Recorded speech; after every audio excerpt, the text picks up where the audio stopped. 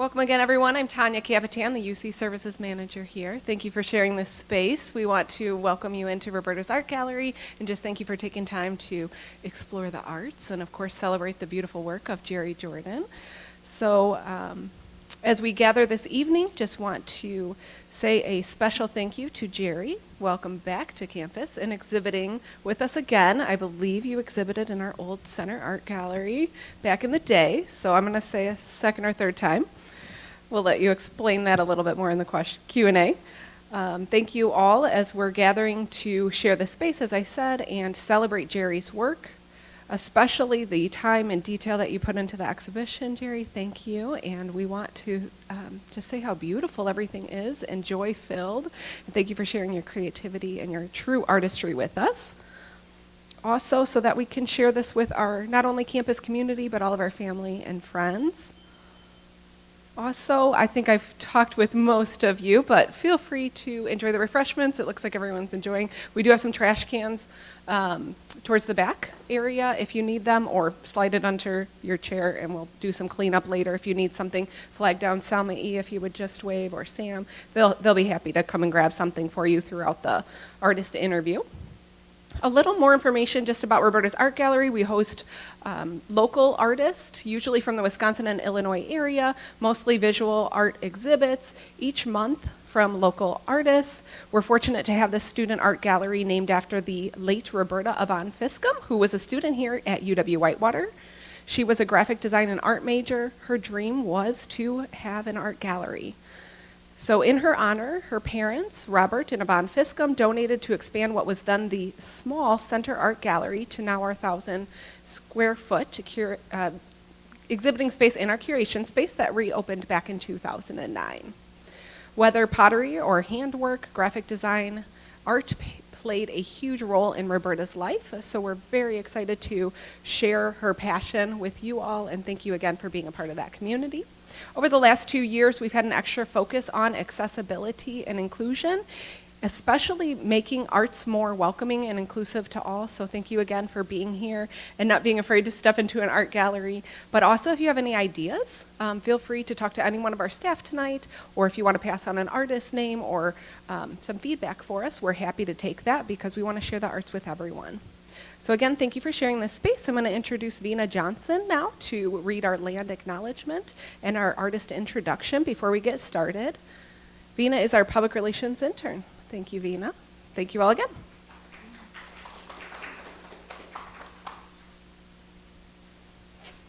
Hi, everybody. I'm Vina, the PR intern.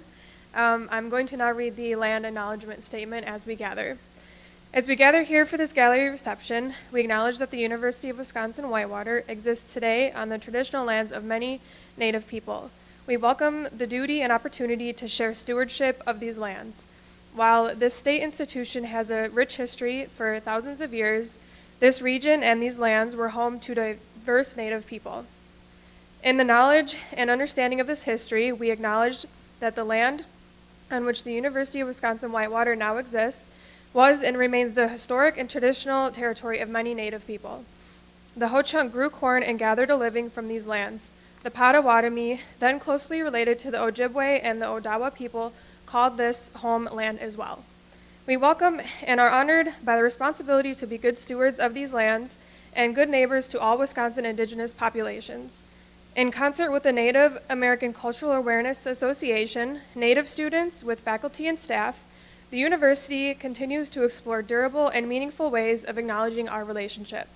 We recognize these great Native nations and their respective sovereignties and are thankful to be positioned in such prominent, historic, and meaningful landscapes as we continue to provide educational opportunities for whom the university serves.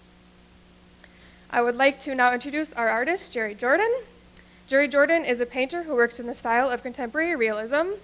He counts the unsung artists of the Harlem Renaissance as his artistic role models.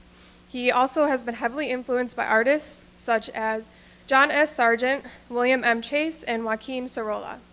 He is a graduate from the University of Wisconsin-Whitewater with a bachelor's degree in art as well as a master's degree in curriculum and instruction with an emphasis in art education. With a growing body of work, he is quickly becoming a highly sought-after artist. He currently lives in Madison, Wisconsin with his wife, Naira, and their 2 children. Alongside his canvas paintings, Jerry is a muralist and a children's book illustrator. He just completed a 9-month-long mural project at the American Family Insurance Spark Building in Madison, and his other murals are on display at the Madison College Goodman South Campus and here at UW-Whitewater in the University Center. Thank you, Jerry, and thank you all for being here. And now Angela will interview Jerry, so you can hear directly from Jerry about his creative process and other insights. Thank you so much.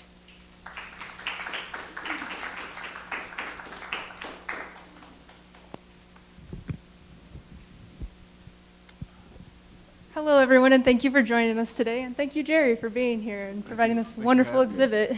Yeah. So to start off, when did you start painting?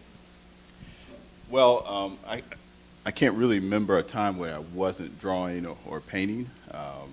It's something I did a lot as a kid. And when I came here, I was studying to become an art teacher originally, and then a graphic designer, and just a lot of different things. I didn't know what I wanted to do. But I've been really pursuing my art in the last 10 or 12 years, really studying the craft and stuff. So, yeah. That's awesome. I noticed that most of the paintings here are oil on canvas, if not all of them. What other medias have you experimented with? In the past, I've worked with charcoal and pastel, of course, pencil. And I used to do the majority of my pieces in pastel. But pastel, the dust, I don't know if anyone ever worked with pastel, you know that the dust is really bad. And so I started experimenting with acrylic, and then I just kind of moved into oil. And I know Vina had mentioned that you had worked on murals and you just finished murals. Can you speak to that at all? How has that experience been? The mural process can be really tricky because you got to really figure out what you're going to do, come up with the design and get your reference sources, and it's a real challenge, but it's a good challenge. So like the one that's currently in the stairwell here at the UC, that took many nights. I actually sometimes fell asleep on the scaffolding working. My wife would be here with me, then my girlfriend. We just put in the time. And so, yeah, murals are very much a challenge. The one I recently completed for American Family, called Legacies, it took a long time to do that. I had to order canvases. I initially ordered the canvases, and they came in, and I started working and found out they was actually too small. So I had to literally start over with only 2 months to go. The mural is actually 6 feet by 16, and so there were many nights I'm in my studio working. So I would get up early in the morning, go to the studio about 4 in the morning, do that there, and then go to work, come home, do it again, because I needed to make the deadline. So if a company, is paying you well, you want to make sure you meet that deadline. So those large-scale pieces obviously have taken you a very long time. So how long did it take you to produce this body of work? This here was done over a course of between 21 and 22, so yeah, a year and a half, 2 years. And each piece probably takes me about 3 weeks to do between my job and life. So yeah, it took a while. It took a while. And then sometimes I would actually go back to pieces, like this piece, Crossing, over here. I finished that last summer, I believe, and the idea came to me to make some changes. So I went back and made a few changes just a few months ago, actually. Was there any other pieces that you struggled to perfect to your liking, or things you would go back and edit after, in this exhibit specifically? Yes. Well, this painting here, A New Friend, it took a while. So if you saw the sketches for it, the only thing that's really similar is her basic pose, is her face in the pose. Everything else has changed. And that's the way paintings usually go. You know, you get an idea. At least for me, I would get an idea sometimes in the middle of the night, early in the morning. I have my sketch pad near the bed, and I just start sketching the ideas before I forget. And but a lot of times the paintings they seem like they talk to you. I know that seems weird, so I'm not crazy.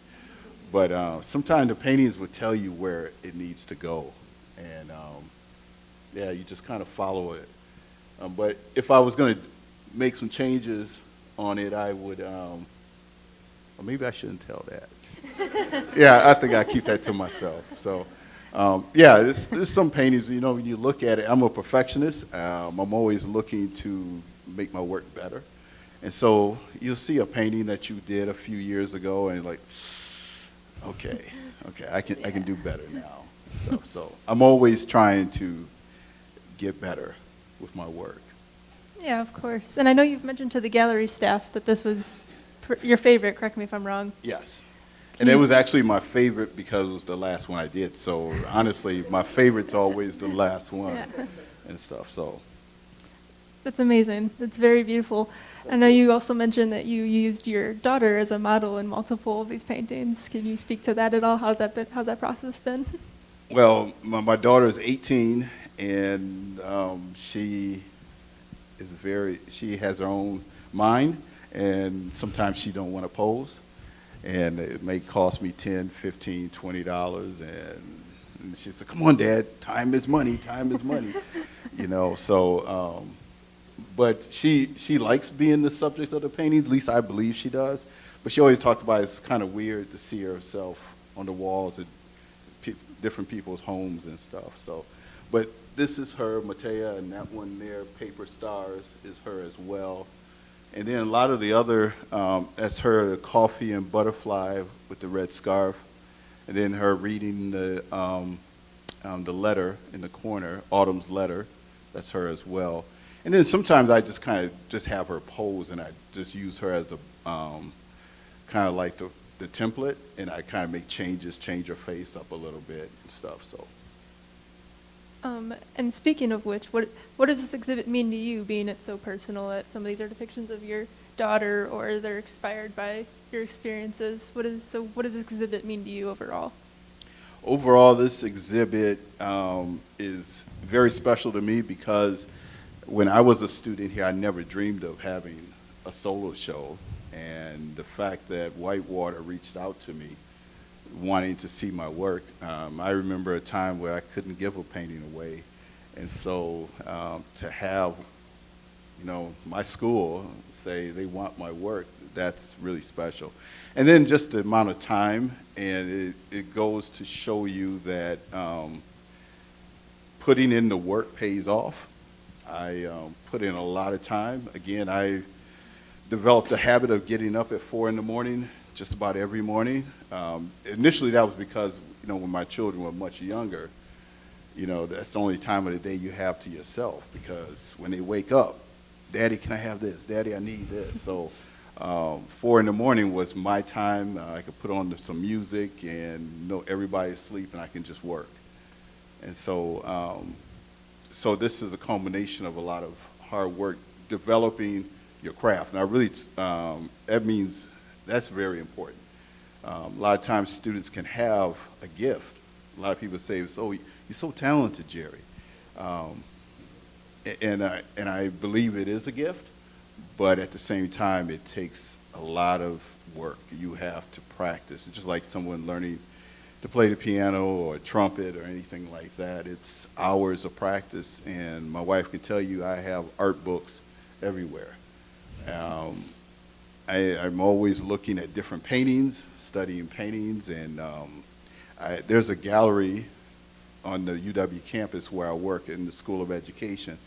I work, and I go by the Chasen Art Gallery at least twice a week on my lunch break. I'm very fortunate, I know that, because it's just about a 4-minute walk. And so I go there to the gallery, and I will spend my lunch hour in there looking at the same paintings over and over again that I've been looking at for the last 20 years that I've been working on campus. And because you can always find something different, something new that you can learn. And when I run into tough spots with my paintings now, I go there. There's this painting called The Fall of Novigrad. It's about a rival town to Moscow. Ancient Moscow, 1400s, Moscow conquers Novigrad. And the painting, I think, is like 6 feet wide, something like that. It's a big painting, but it's a master class in painting, because I can go there now and probably find something new in there, learning how to paint textures and expressions and how to mix colors to get different skin tones and stuff. So, yeah. I definitely can relate to that, especially working here. I notice things about your art every day when I come in and I take a look around. Definitely notice new things. And I was curious about specifically the symbolism in certain paintings. I've noticed a lot of butterflies and a lot of those black, like rubber duckies, or even just Yeah. the black duck in that one. Can you speak to that at all? Well, the butterflies are symbols of freedom and change, transformation. And so I see the butterflies as symbols of freedom. As African Americans, we just are simply not completely free.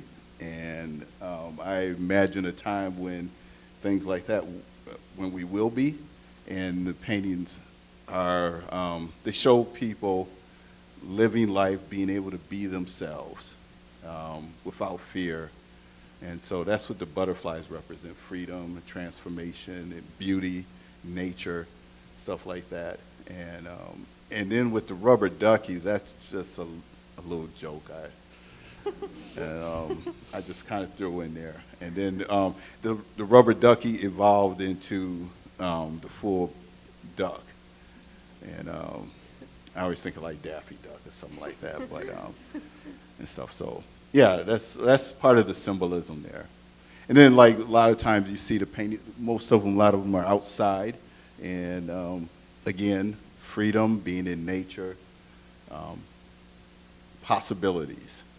And the paintings actually are, I like to think of them as one-act plays, little pieces of drama.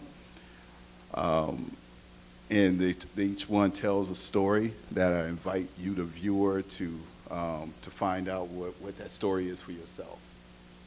Well, thank you for your time today, Jerry. I appreciate Thank you. this a lot. I'd like to open it up to the audience Q&A. So if anyone has any questions for Jerry, please raise your hand. We'll come around to you with the mic.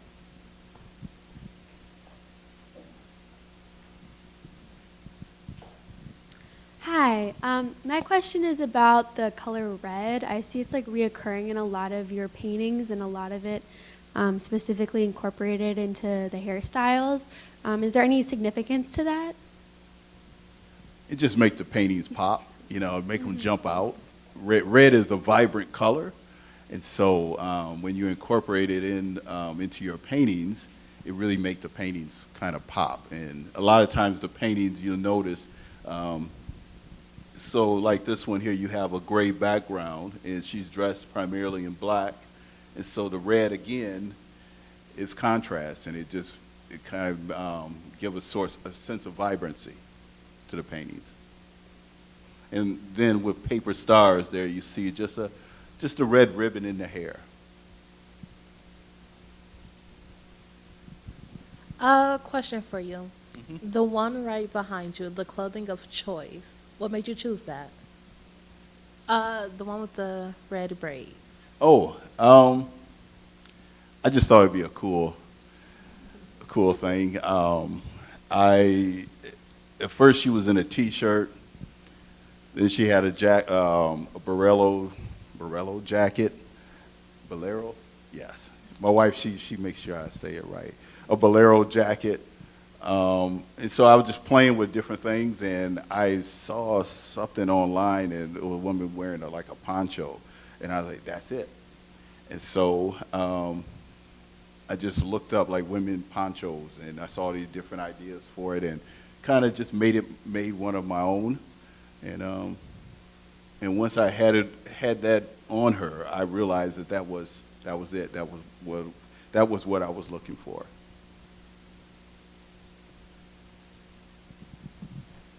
And she likes it as well. She approved of it. So I also have a question about a new friend. It's one of my favorites for sure. Thank you. And just like a specific question, I was wondering if the bird or the dog had a name and like what kind of tea was in the cup. Well, I don't know, chamomile, I guess we could say chamomile. The dog is actually our dog. It was a pandemic dog we bought. The name is Theo. He's a lab shepherd.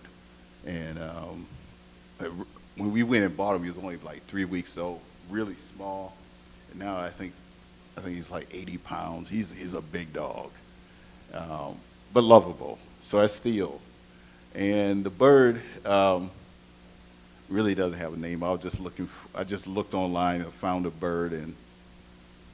And so I'm just being honest with you. I wish, if I could do this over, I wish I would have painted the bird maybe a yellow, a pale yellow. It kind of would have made the bird pop a little bit more. But you don't have to tell anybody that.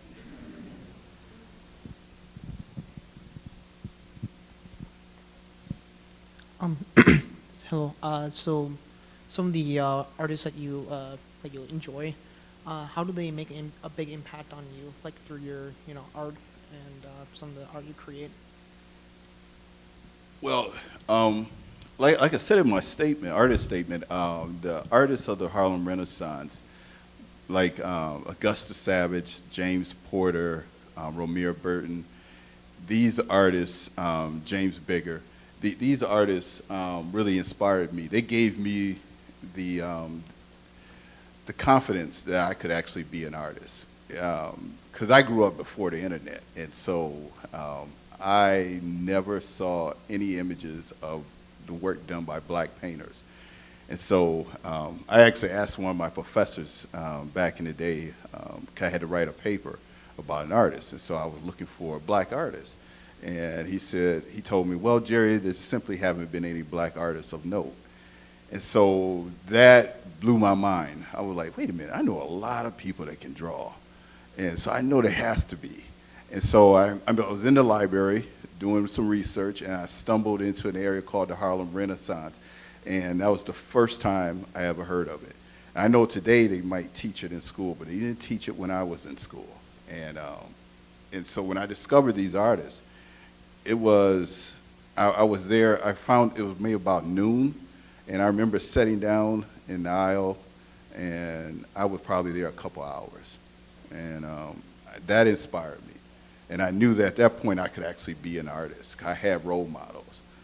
And then the artists whose styles I really study from, John Singer Sargent, probably one of the greatest portrait painters of all time, William Merritt Chase, all-American artists, and I have really studied their work. Joaquin Sorolla, I studied their work a lot. My wife could tell you, I probably got about at least 8 books, John Singer Sargent, and sometimes I would just sit and look at these paintings and try to draw them and study how they got their colors and how they created textures and stuff like that. And so when you run into a problem with your painting, again, you can go and look in those books and say, okay, so I think they probably did this. So let me try it. And so just trial and error, you start figuring it out. So.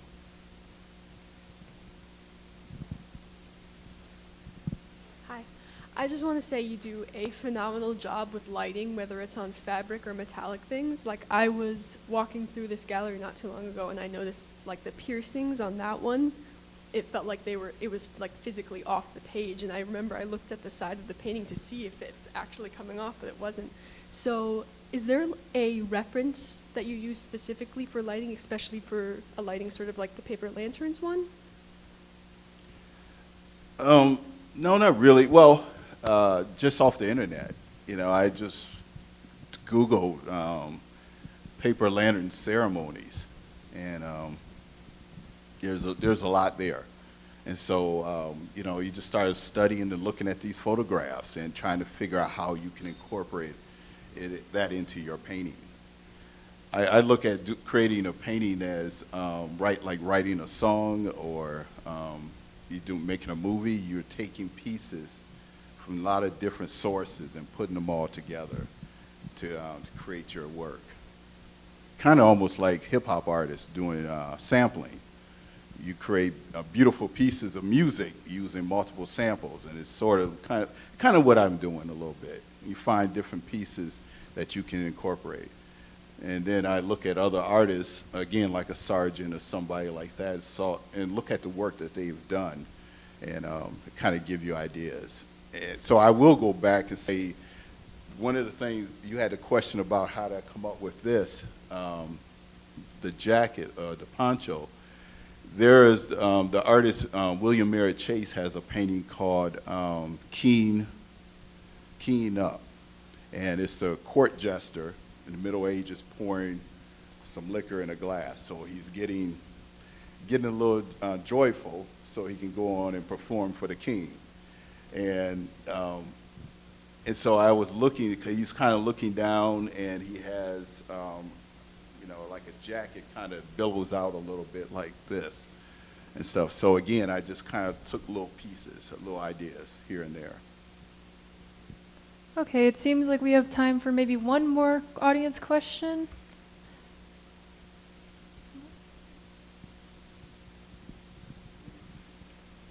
So, I'm an artist myself. I mostly do computerized art. I used to do art like this, but I still do it occasionally. And I do like your artwork.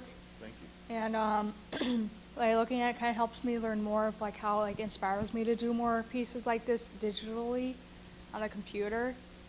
So, yeah. Yeah. So I just finished my first children's book, and the illustrations are done. They're all oil paintings. I'm really considering doing them digital, doing some of these digital in the future. But at the same time, the editor is telling me that's one of the reasons why they want me, is because they really like the textures of the oil. They like the oil painting look. So I don't know. But I think digital illustrations, I might explore that in the future. Okay, thank you all for your questions and your time, and thank you, Jerry, for the interview and answering the audience questions. Thanks for having me, and thanks for coming. I would like to introduce Salma E., our graduate assistant, for closing remarks.